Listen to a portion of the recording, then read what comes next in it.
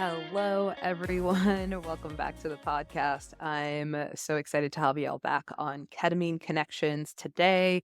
I am going to just get right into it because we're diving into a topic that's not only practical, but a little sassy, a little cheeky. So I want to talk about three things that you get to avoid when you choose ketamine as your psychedelic of choice or your healing tool of choice over psychedelics. Because the truth is, we're in the midst of a psychedelic renaissance right now where psychedelic use is on the rise. And it's common to compare these substances and have someone give you guidance on where to invest your time and money and hope and energy.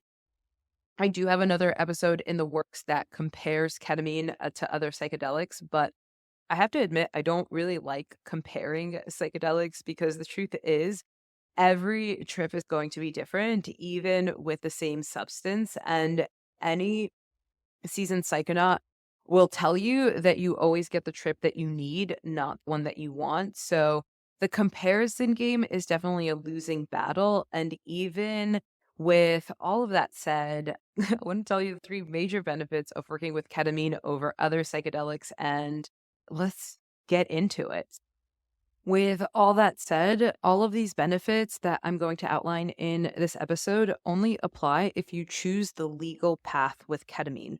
I have crossed paths with underground ketamine practitioners who are offering ketamine without a license, who might not even be medical professionals. That's not who I'm talking about here. And I want you to consider the factors outlined in this episode as further consideration of why you should choose a licensed clinic for ketamine over any underground operation.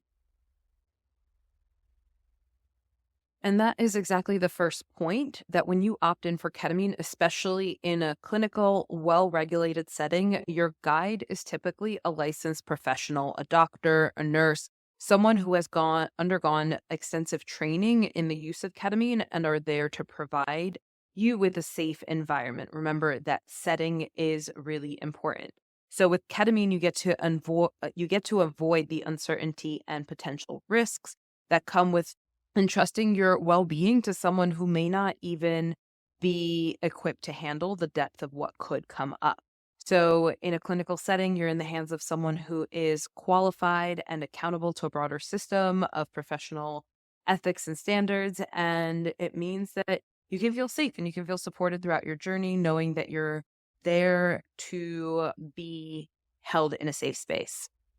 Because the truth is, in the world of psychedelics, you don't have to throw too many stones too far to come across an individual who positions themselves as a mystical healer or a medicine man. There are absolutely genuine skilled healers out there, people who have come from long lineages and have dedicated their lives to understanding and respecting the power of different psychedelic medicines. These are people that have deep roots in shamanism, other spiritual paths, and they approach their work with a lot of integrity and humility. And they're incredible. When you come across one, they're really special. And I hope you come across someone that at some point, they have a genuine desire for people to heal. They're just some of the dopest people on the planet.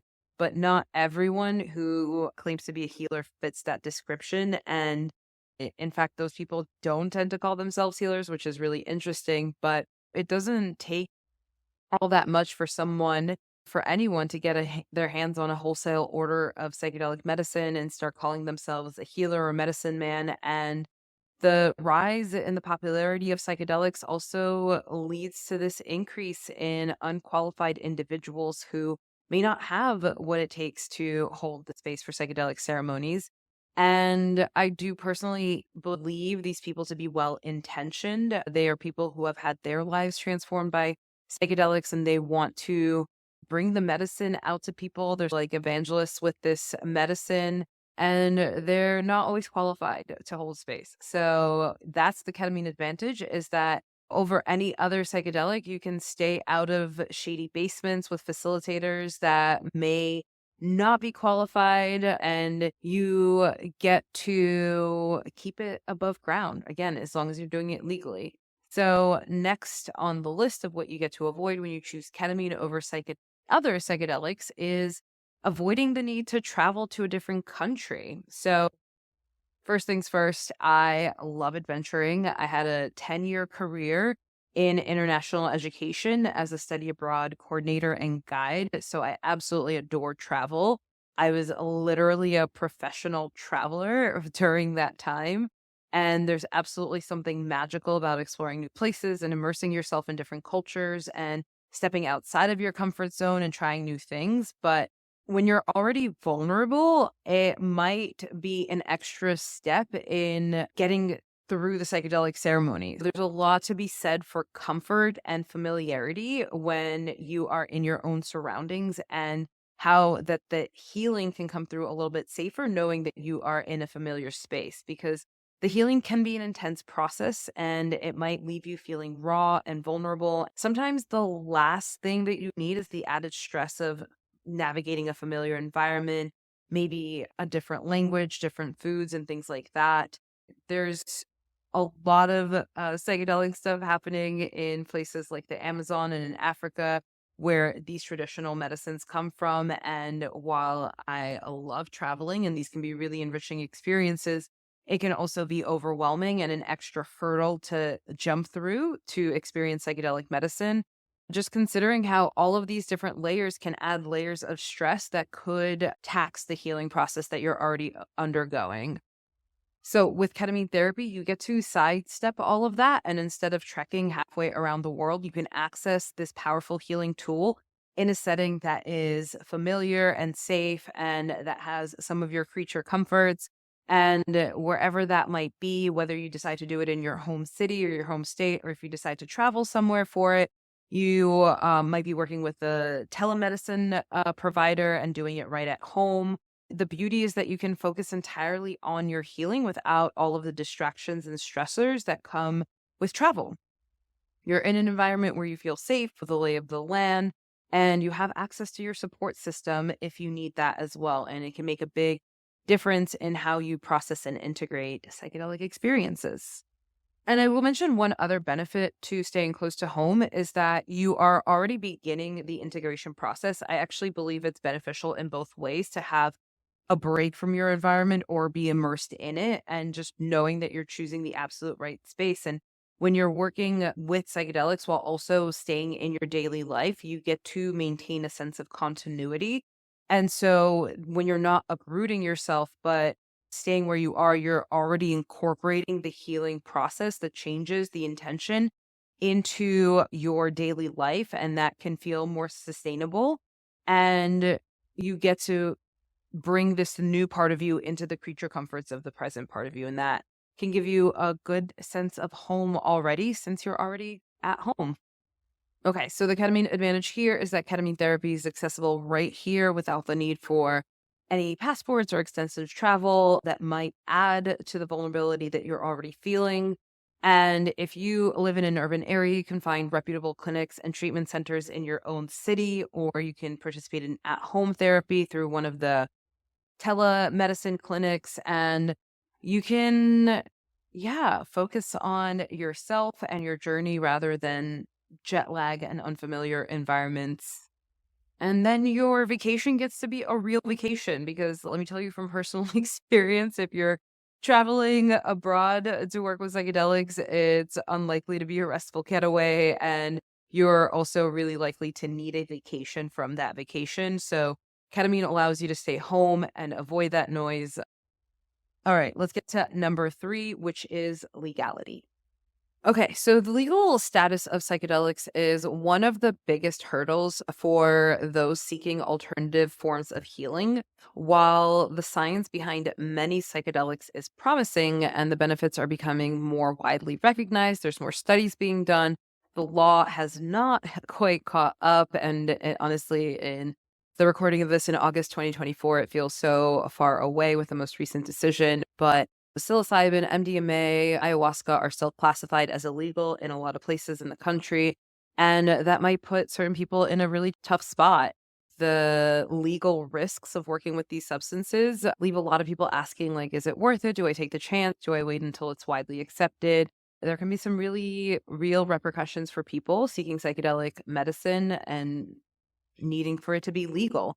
And as I spoke about in number 2, it is possible for people to fly to a different country where these substances are legal, and it is an option that people consider and sometimes execute on. But, as I said in number 2, as I said there, that travel could be a lot. And for some of these people, even beyond the logistical challenges of traveling, there's also the question of, can I talk about this when I get home? A lot of people have transformational experiences abroad, and then they return to a place where these experiences are still considered illegal, and that can complicate things, and it might cause some isolation in the integration process, which is unfortunate because they can't talk about their experiences. You don't want to come home from a ceremony with a renewed sense of purpose and healing and perspective on life, only to find yourself wondering if there's legal implications to you even talking about what you've done. So that kind of stress can be avoided by working with ketamine. It's unique and appealing in that way that when it is conducted, again, in a clinical therapeutic setting, it's completely legal. It's legal at a federal level in the United States. It's been approved for treating conditions like depression, PTSD, chronic pain, which you can access this powerful medicine. There are, financial hurdles for sure. It is not a cheap medicine, but there are no legal repercussions for this. That can bring a peace of mind, allow you to fully engage with the process. You're not distracted by the laws or having to navigate how you're going to talk about this, and you can focus instead entirely on the journey, and it makes it more accessible. So it opens doors to support and care that is not currently as widely spread in the United States.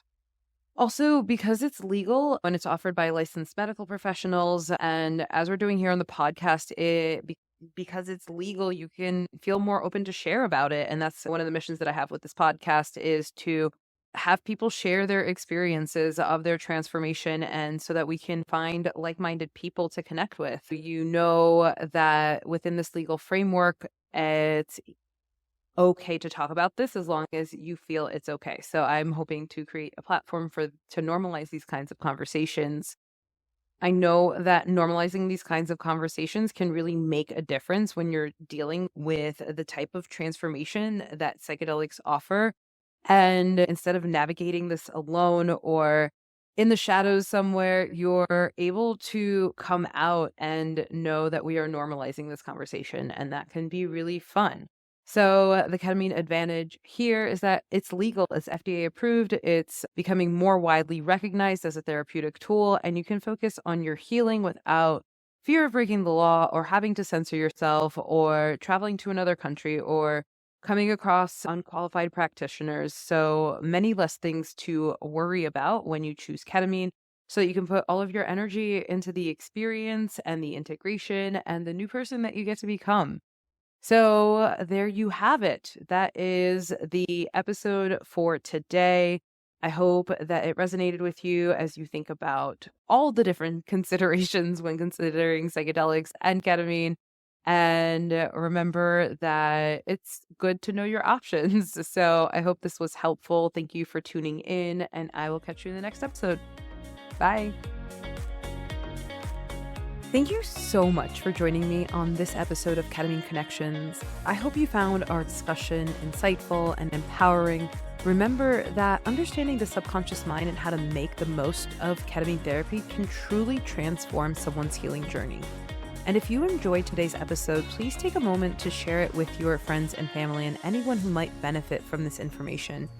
So few people considering ketamine therapy are fully educated about its potential and the impact that it has on the subconscious mind. Your share could be the key element to their transformation. Don't forget to subscribe to Ketamine Connections so that you never miss an episode. And if you have a moment, I absolutely adore reading your reviews. So your feedback really helps me feel like this is an engaging exercise. Otherwise, I just feel like I'm talking into empty internet space. So your review really helps light me up and also helps me reach more audience. So I would appreciate one if you're willing. And please use the link below to submit any questions or topics that you would like covered. I cannot wait to hear from you and to co-create this journey together. Until next time, keep exploring, stay curious, and embrace the possibilities that are available in this moment right here, right now. Thanks so much. See you next time on Ketamine Connections.